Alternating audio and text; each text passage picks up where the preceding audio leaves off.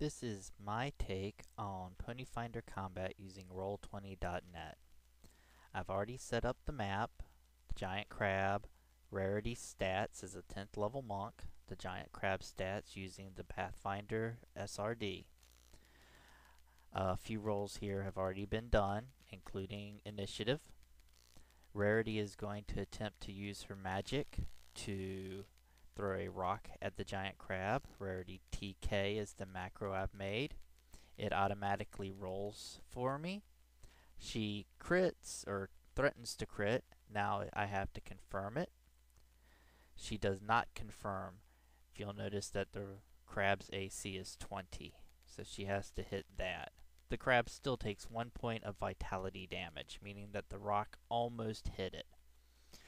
Vitality is how I represent the cartoon physics.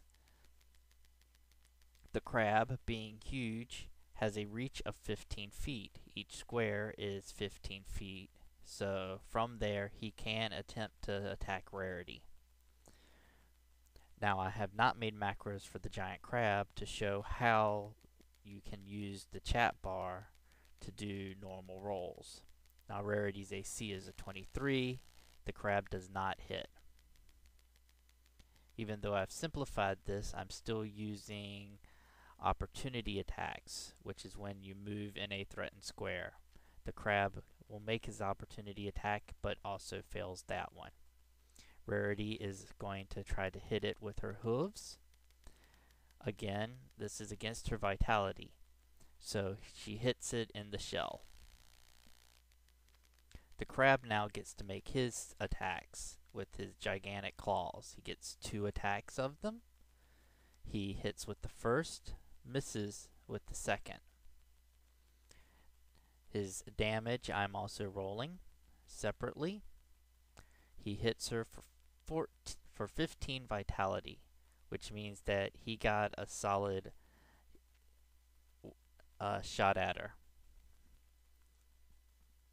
Now, because he hit her, he is going to attempt to use his grapple special ability, which succeeds.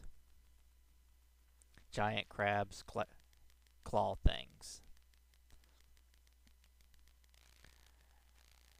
Now Rarity is well within her range to use her monk ability to flurry.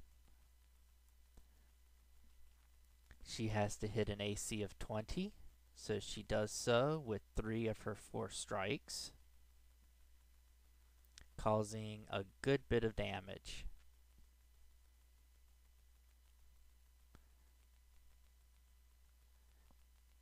Now, as players, you generally don't see all of these numbers being changed on the monsters.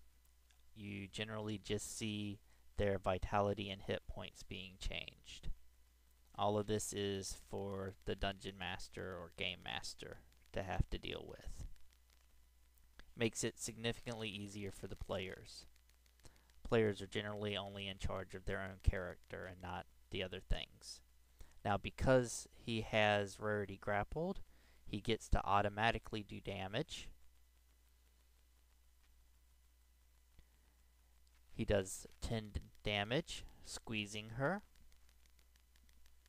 She still hasn't had any wound points. She's not physically damaged, but she is being squeezed.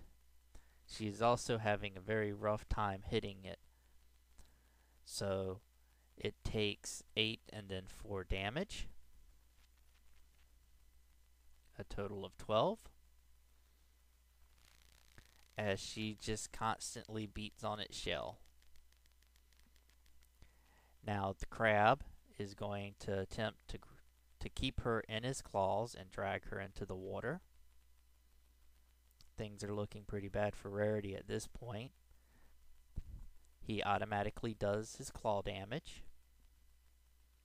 One of the nice things about Roll20 is that the chat bar saves your last couple of items.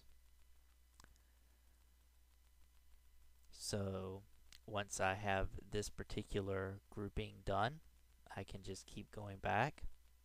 Rarity is not going to try and outstrength the crab. She's going to try and wiggle free using her escape artist roll. It does not succeed this time.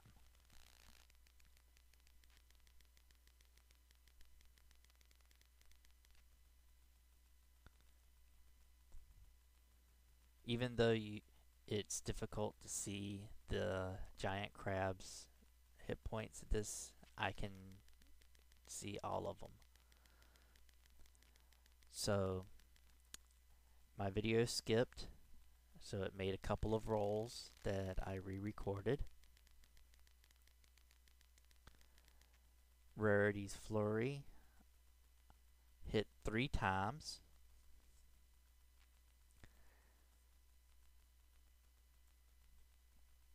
So she gets to do a bit more damage to it. Now, like in the cartoon, when things get a little hairy, the monsters are going to try and run. It's probably a good idea for Rarity right now to try and get out of that grab. So the crab makes his grapple at a 30. Rarity is going to try and wriggle out. She also makes a 30, but because she rolled a nat 20, she succeeds. In my games, nat 20s always win, or at least do something spectacular. So now I put a token on her to show that she's swimming, and she is going to attempt to beat the crab off. She has another chance of a crit because of the 20, so she's going to re-roll her attack at the +7 of that particular roll. It doesn't unfortunately hit.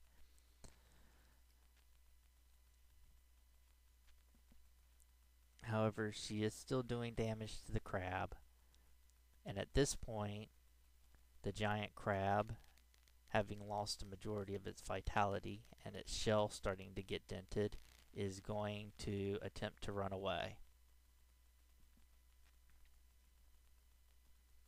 Now again, I'm using threatening squares. Rarity threatens everything within 5 feet of her.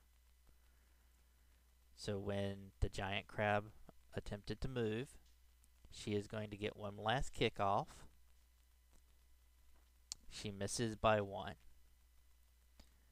So the giant crab is going to submerge, which I'm going to use a token to mark. Rarity is going to climb out of the water, drenched, wet, and a little bit bruised, but overall succeeding. And this was how combat is going to be in a Ponyfinder D20 game. It's somewhat simplistic, but it's also pony.